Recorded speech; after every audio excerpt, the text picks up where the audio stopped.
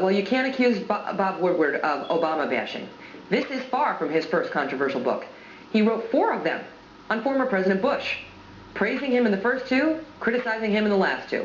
His 3rd book, State of Denial, ends with, quote, "With all of Bush's upbeat talk and optimism, he had not told the American public the truth about what Iraq had become," saying President Bush failed to lead even as the Iraq surge succeeded.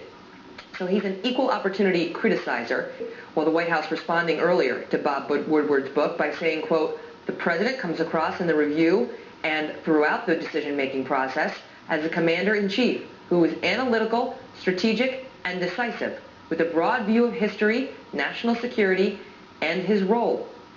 Journalist Bob Woodward releasing Obama's Wars, describing a divide over military strategy inside the administration and suggesting there is a White House focus on pleasing the Democratic Party as opposed to winning the war in Afghanistan. Several excerpts from the book quoting the commander-in-chief saying, quote, "I have 2 years with the public on this," insisting, "I want an exit strategy" at one meeting, and saying, "I can't let this be a war without end," explaining of the withdrawal date, quote, "I can't lose the whole Democratic Party."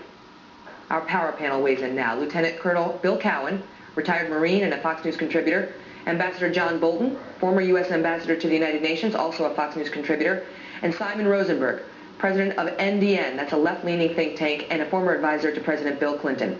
So, Ambassador Bolton, let me start with you, since you have the in-studio advantage here. There are some stunning allegations by Bob Woodward in this book. The 2 perhaps biggest are that, number 1, President Obama set this withdrawal date because he cares about the Democratic Party, because he doesn't want to lose the whole Democratic Party. And number 2, when speaking of a possible terrorist attack on this nation, he says, according to the excerpt, that, quote, "We can absorb a terrorist attack.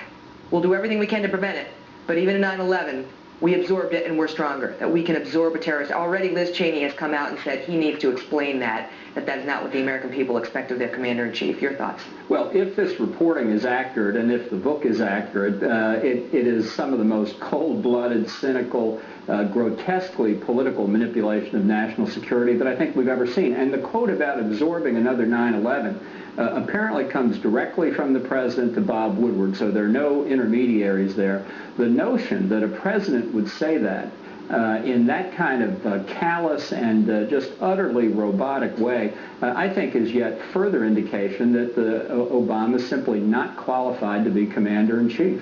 Lieutenant Colonel Cowan, what do you make of the comment specifically about getting out of Afghanistan because of the concerns about how the Democrats will react? It's "I can't lose the Democratic Party. That's why we have to have a withdrawal date for the troops in Afghanistan," according to Bob Woodward. That's how the president feels.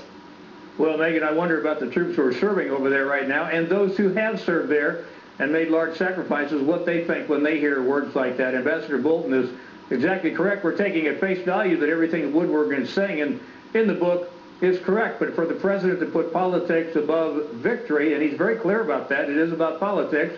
It's not about the military victory. It has to be disconcerting, as the ambassador suggested, not just to our military people, though, but to everybody in the United States. And not just that, but Simon Rosenberg, apparently, I mean, according to the book, some of the president's own advisors have serious doubts about the president's Afghanistan strategy. They cite, for example, Richard Holbrooke, his special representative for Afghanistan and Pakistan, quoted as saying of the president's strategy, quote, "It can't work," and that there was some pushback on the president, and that the president basically sent those 30,000 troops to Afghanistan because he was trying, to pursue a strategy that the president really ultimately, I don't know whether he believes it can work or not, but wanted done one way or the other because of politics, because he was worried about losing Democratic votes. Well, I think, first of all, the idea that he was worried about Democrats, in every foreign policy decision, domestic public opinion has to be a factor. It just has to be a factor. And remember, when we're talking about Democrats, that was 53% of the country who voted for President Obama in 2008, so it's a majority of the country. And so what I just want to say about this, 3 quick things, right?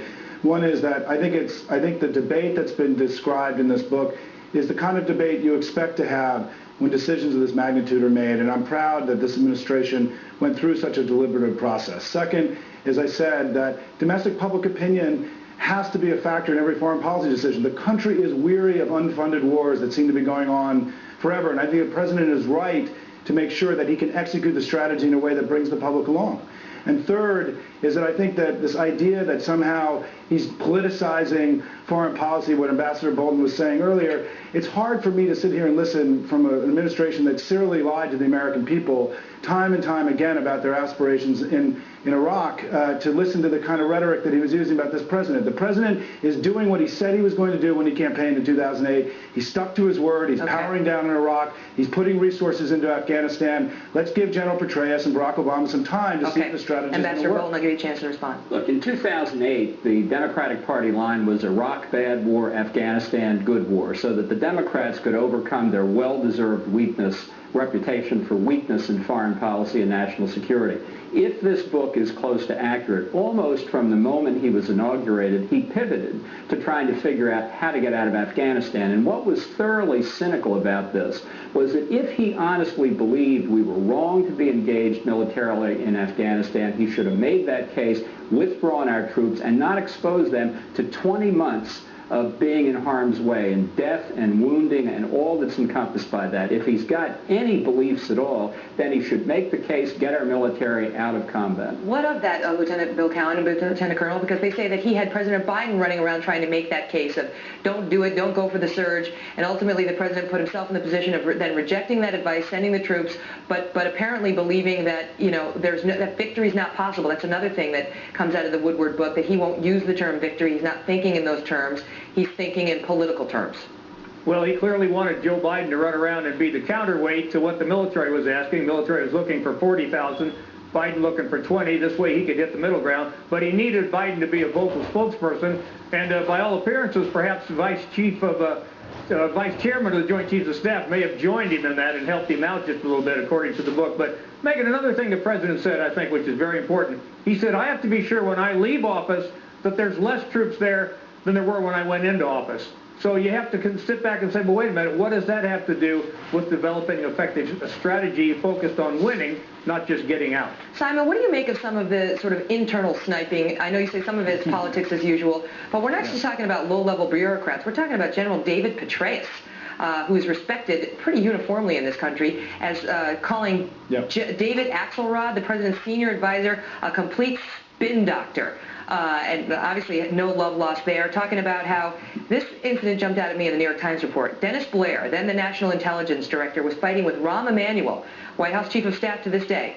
During a daily intelligence briefing back in May of 2009, Dennis Blair warned the president about possible terrorist training in Pakistan to come back and attack here in America. And Rahm Emanuel chastised him afterwards, saying, quote, "You're just trying to put this on us so it's not your fault." When I hear that a discussion like that may have happened between our National Intelligence Director and the Chief of Staff's reaction was, "You're just trying to blame us," I get a little concerned. Look, I think, as was said earlier, if these reports are accurate, if these things really took place, I mean, look. But Simon, you keep saying that. Let me just tell you. And I'll let you answer after this. Is that the White House has already weighed in on this, and we read their statement earlier in the show, saying they're praising it, saying the president comes across as a decisive, clear leader. They're not saying they got the quotes wrong.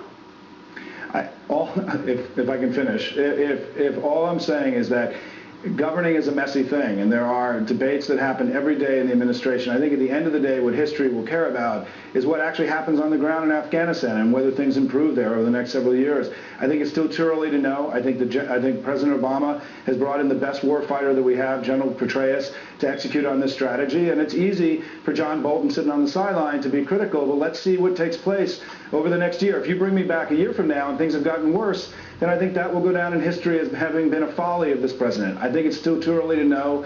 I want to give it time. I trust General Petraeus, and I think I'm optimistic about what's going to happen in Afghanistan in the coming years. He mentioned you, Ambassador Bolton, so I'll give you the last word to respond. I couldn't care less what he says. I think President Obama is divorced from the American people. I think he's unempathetic. I think these quotes show that, and I think the American people have the wit to know what that means. All right, panel. Thank you all.